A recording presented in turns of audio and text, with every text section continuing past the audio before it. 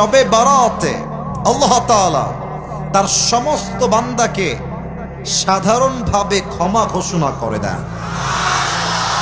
But there are two categories of people Allah subhanahu wa ta'ala will not forgive them on the night of Barat. দুই ধরনের ব্যক্তি আছে এমন যাদেরকে আল্লাহ তাআলা শবে বারাতেও মাফ করেন না। নাম্বার 1, ইল্লা লিমুশরিকিন আও মুশাহিন। এক হচ্ছে সেই বান্দা যে আল্লাহর সঙ্গে শিরিক করে। 2 নাম্বার হলো সেই বান্দা যে বান্দা তার আত্মার ভেতরে অপর ভাইয়ের জন্য বিদ্বেষ পোষণ করে। অতএব আমাদের অন্তরে শিরিক থাকবে না, বিদ্বেষ থাকবে না।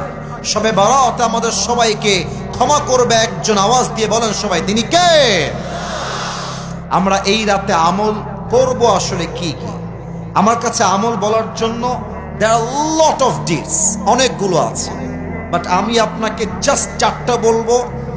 কম শোনেন, মাথায় রাখেন, কাজে দিবেন। কথা ঠিক আছে কিনা বলেন সবাই।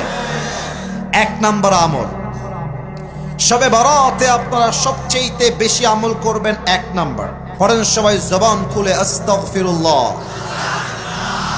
যদি আপনি বেশি বেশি ইস্তেগফার পাঠ করেন, what will be your benefit? আপনার লাভ কি হবে?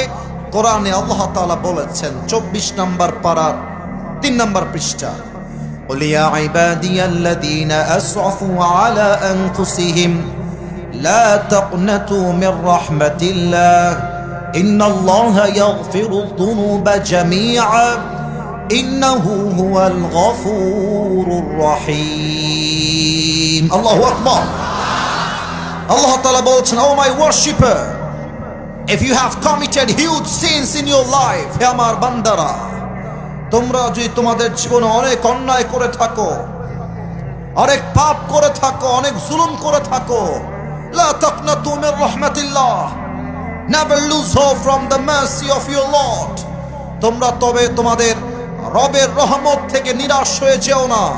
Put your hand to your Lord, তোমার রবের দিকে তোমাদের হাত তোলো, ক্ষমা চাও। ইন্নাল্লাহা ইয়াগফিরু যুনুবা জামিআ, তুমি ক্ষমা চাওয়ার সাথে সাথেই আল্লাহ সুবহানাহু ওয়া তাআলা will forgive all the sins of your life. বান্দা ক্ষমা চাইতে দেরি হয়, আল্লাহ ক্ষমা করতে দেরি হয় না। 1 নাম্বার, সবাই পড়বেন বেশি বেশি ইস্তেগফার।